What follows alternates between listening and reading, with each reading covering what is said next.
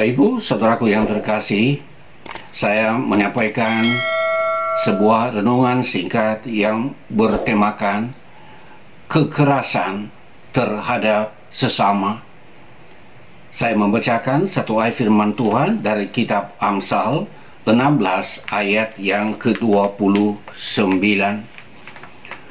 Orang yang menggunakan kekerasan menyesatkan sesamanya dan membawa dia di jalan yang tidak baik. Saudaraku, di sini ditegaskan bahwa yang melakukan kekerasan itu terhadap sesama menyesatkan sesama, sebab ia mengajak teman-teman lainnya untuk melakukan pengeroyokan dengan alasan-alasan tertentu. Dan ada orang yang kemudian dia mengalami akibat daripada tindakan kekerasan. Ada rasa takut, ada trauma, bisa mengalami luka fisik, dan juga bisa meninggal dunia. Bahkan di dalam Mazmur 140 ayat 11 dikatakan bahwa orang yang menyesatkan itu membawa dia di jalan yang tidak baik. Dia ikut larut di dalam kejahatan, dan orang yang melakukan kekerasan akan diburu oleh malapetaka. Ada suatu kebenaran yang akan terjadi dalam kehidupannya, sehingga apa yang ditaburnya ia akan menuai pada waktunya. Telah sering kita mendengar berita-berita tentang tindak kekerasan antar pelajar, bahkan juga di lembaga-lembaga pendidikan, sampai ada yang mengalami trauma berat dan bahkan ada yang meninggal dunia akibat pengeroyokan daripada teman-teman sendiri dari satu wadah pendidikan. Kita tahu bahwa tujuan pendidikan ada tujuan yang bersifat kognitif. Artinya untuk menambah pengetahuan, wawasan, kapasitas siswa atau mahasiswa, sehingga mereka dapat memahami, mengetahui apa yang sebelumnya mereka tidak ketahui. Yang kedua, ada tujuan afektif. Diharapkan bahwa dengan penghayatan nilai-nilai pembelajaran yang telah disampaikan membuahkan perubahan sikap peserta didik. Kehidupan mereka, budi pekerti mereka, mentalitas mereka dari hari ke hari menjadi lebih baik, sehingga mereka tahu apa yang patut dilakukan dan apa yang tidak boleh dilakukan. Dan tujuan yang ketiga yaitu tujuan psikomotoris. Artinya peserta didik diharapkan mampu melaksanakan hal-hal apa yang telah dipelajarinya selama dalam proses pendidikan. Adanya tindak kekerasan terhadap sesama dalam lembaga pendidikan itu menunjukkan bahwa tujuan afektif masih belum tercapai dalam kehidupan anak tersebut. Maka kita harus ingat kembali siapa yang bertanggung jawab untuk hal ini. Maka saya secara pribadi berkata bahwa orang tua punya tanggung jawab mendidik akhlak anak-anaknya. Ini perintah Tuhan.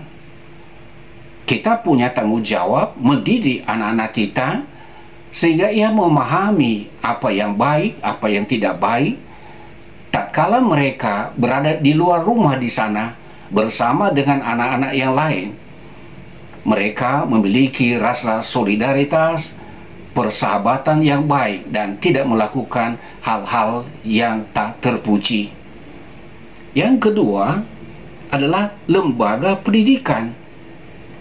Tentu saja lembaga pendidikan bertanggung jawab bagaimana mengarahkan peserta didik supaya mereka mengalami aspek afektif sesuai dengan materi pembelajaran yang telah mereka terima.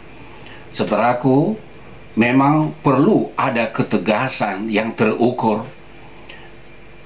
Saya sebagai dosen di sebuah lembaga pendidikan dan merangkap juga pada saat itu sebagai bapa asrama.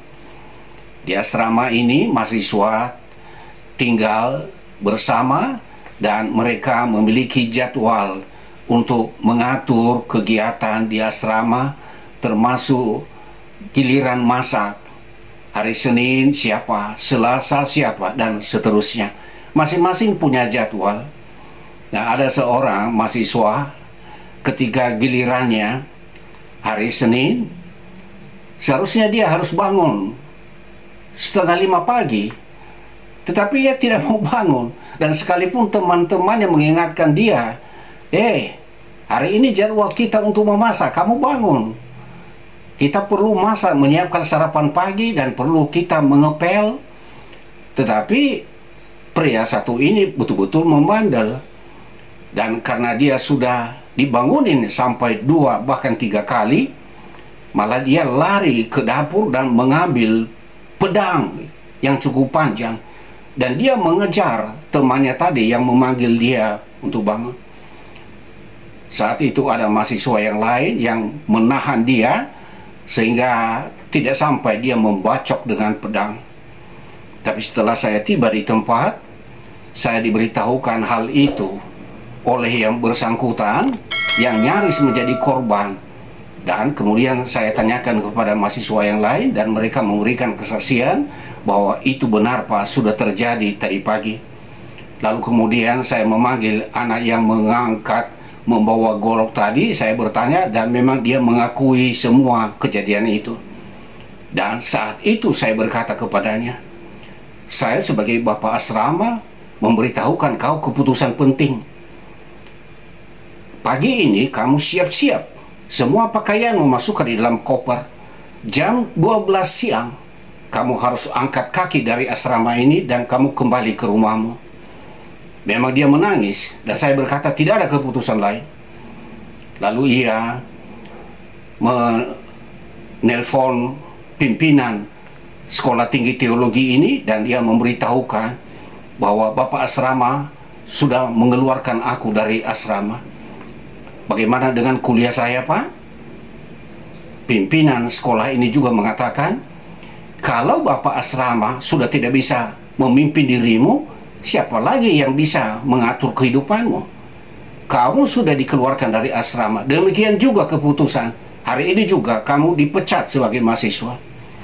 Dan setelah selesai itu dia memohon maaf. Saya katakan, saya memaafkan kamu. Tapi kamu sudah tidak boleh tinggal di sini. Hidupmu berbahaya bagi orang lain. Jadi demi melindungi keselamatan mahasiswa yang lain, saya mengeluarkan dia. Dan saya katakan kepadanya, jikalau kamu tidak rela angkat kaki, sebentar lagi saya akan lapor ke polisi, karena tindakanmu ini mengancam keselamatan orang lain. Dan nanti polisi yang akan menjemput kamu, sekalian kamu diproses secara hukum. Dan akhirnya sebelum jam 12 siang, dia angkat kaki, membawa kopernya dengan segala barangnya, dan menangis. Jadi memang, sekalipun kita mengasihi anak didik, tetapi kalau sudah sampai pada hal-hal yang membahayakan, kita yang berada dalam lembaga pendidikan perlu ada ketegasan. Ada hal-hal yang bisa kita tolerir, tetapi kalau sudah ada tanda-tanda membahayakan, lebih baik kita bertindak tegas dan terukur. Semoga tidak ada tindakan kekerasan di antara anak-anak kita sebagai peserta didik, apalagi terjadi dalam lingkungan pendidikan. Tuhan memberkati.